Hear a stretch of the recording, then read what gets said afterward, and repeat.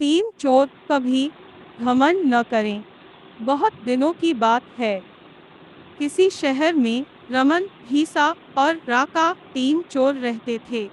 तीनों को थोड़ा थोड़ा विद्या का ज्ञान था।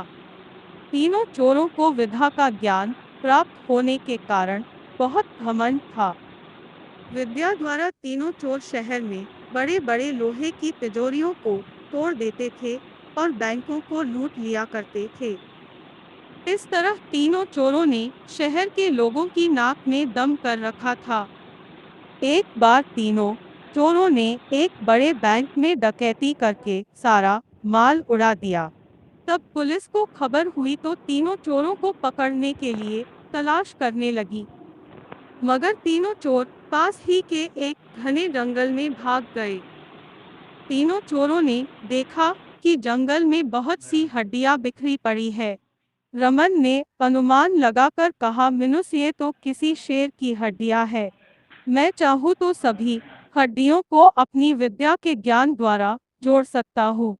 भीसा को भी विद्या का घमंड था, सो वह बोला, मोइंस अगर ये शेर की हड्डियां है तो मैं इनको अपनी विद्या द्वारा शेर की खाल तैयार कर उसमें डाल सकता हूँ।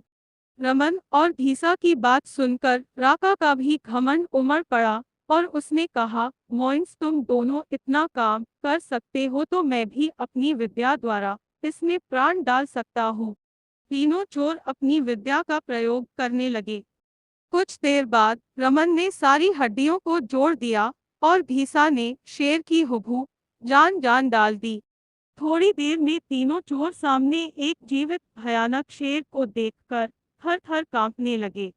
मगर शेर के पेट में तो एक दाना नहीं था। वह भूख के मारे गरजता हुआ तीनों चोरों पर हमला कर बैठा और मारकर खा गया। शेर मस्त होकर घने जंगल की ओर चल दिया। कहानी से शिक्षा। दोस्तों, इस कहानी से हमें यही शिक्षा मिलती है कि कभी घमंड नहीं करना चाहिए। घमंडी को हमेशा दुख का ही सामना करना पड़ता है। यदि तीनों चोर अपनी विद्या का घमंड न करते तो उन्हें जान से हाथ न धोने पड़ते। हमें अपनी विद्या का प्रयोग सोच समझकर करना चाहिए।